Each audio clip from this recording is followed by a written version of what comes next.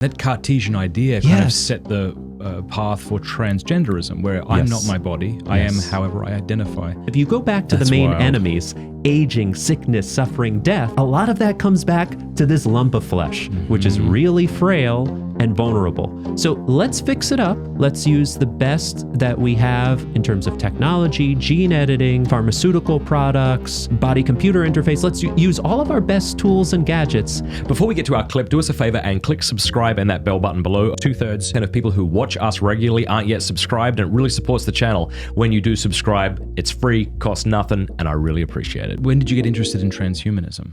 Oh, so when they asked me to do the doctorate in bioethics, I knew from the beginning that I wanted to address a topic that had not been treated exhaustively by someone else, right? I don't want to just repeat what's already been done. There's so many important topics that have already been well covered. So I'm looking around at the options, and I started to see lots of reports about this crazy idea of transhumanism.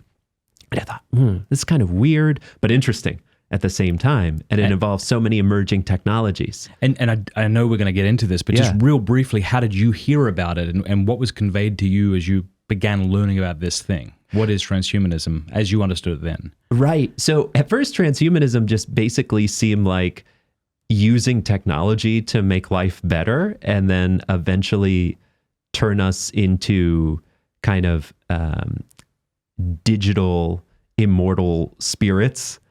So I didn't have a great grasp on it initially, but then I discovered after reading a few other articles, okay, this is a really serious, small, but serious cultural intellectual movement to radically enhance humanity. So radical improvements through biotechnology, and at a physical, cognitive, moral, mood, and lifespan level. So using the tools of technology to basically make us smarter, fitter, happier, more beautiful, more productive in society, and to live longer, if not forever. And so I started to see reports of this, and I'm like, I don't know, this is kind of odd. But there's some serious people with lots of money who are either behind this or at least sympathetic to these ideas. And so I'm reflecting on it. I was teaching at a summer program that I still teach at called the Catholic Worldview Fellowship. So shout out to the Catholic Worldview Fellowship, this great summer program that I've been teaching at for 5 years that immerses students in Catholic culture through history, art, architecture, philosophy, theology in Germany and in Rome, Italy. And I was there, and Ryan T. Anderson came to join us to teach. And he had just finished his book on transgenderism. Right, when Harry became Sally. Exactly.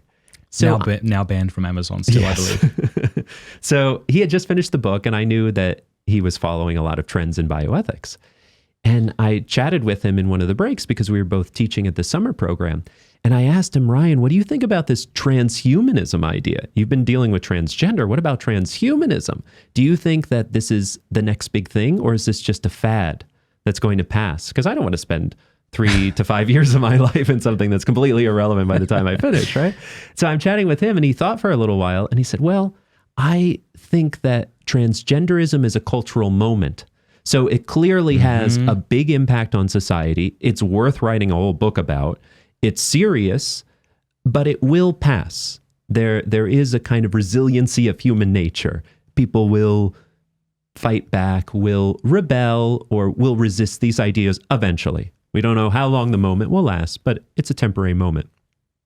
And he said, basically, I think that transhumanism will have a deeper and more long-lasting, a longer-lasting impact on society. I thought, that's really interesting from someone who's just spent so much effort on this cultural moment of transgenderism.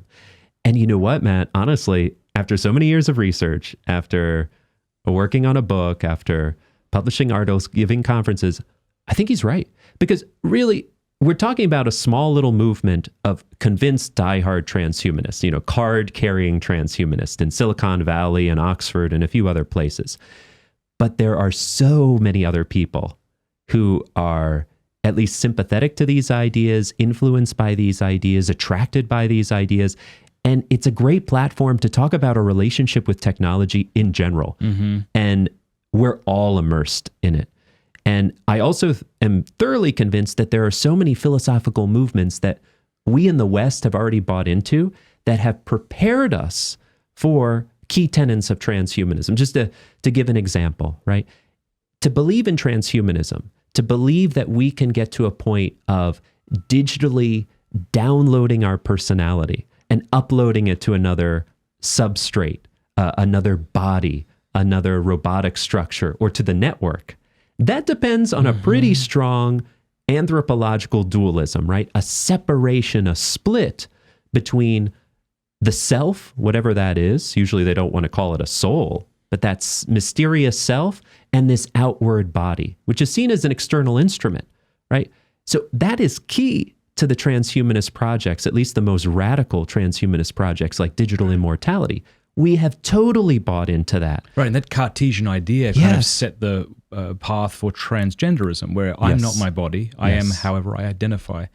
Real quick though, I mean, people might hear transgenderism and they hear transhumanism and they think it's kind of the same thing. But I mean, there's obvious, it's, you know, with transgenderism, I can decide that I'm something other than I am. Right. That's not necessarily what we mean by transhumanism, right? By transhumanism, we mean... Right. Yeah. So it's interesting that there is a connection, but it's important to distinguish the movements, right? So Nick Bostrom is a professor at Oxford University, and he's one of the leading philosophers of this movement. You get people like Ray Kurzweil, who was head engineer in Google for many years, who has done a great job of telling the story and weaving the narrative and inspiring people. But I think Nick Bostrom is an even more serious philosopher who's wrestled with these ideas. And Nick Bostrom wrote this whole frequently asked question document with other leading transhumanist thinkers. And right at the beginning, he says basically, this is a cultural intellectual movement to radically enhance people through biotechnology at these different levels: physical, cognitive in terms of our intelligence, mood in terms of how well we feel, also moral in terms of how well we can make ethical judgments without prejudice and with the proper motivation, and in terms of lifespan to eventually overcome all of the major perennial difficulties of life: aging, sickness, suffering, death, right? And so that's the goal of transhumanism. So transhumanism sounds sane, right? Transhumanism is delusion. It's a delusion to think that you're something other than you are, whereas transhumanism sounds like we're harnessing technology to enhance ourselves. So in that sense, it sounds like, okay, this is like a natural progression.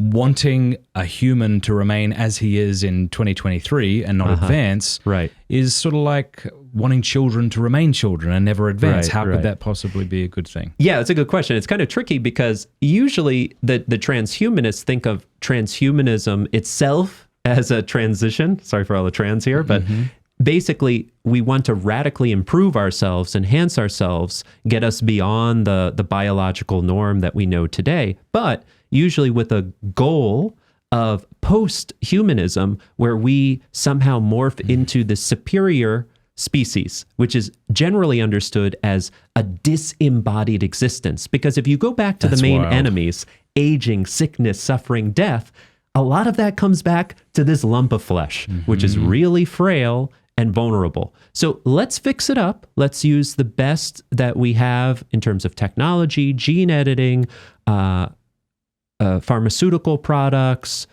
body-computer interface. Let's use all of our best tools and gadgets to make this work better. But come on, this lump of flesh is outdated and we need to get to another state. And so let's get to a disembodied experience, which is also where we kind of circle back to this interesting connection between transgenderism and transhumanism.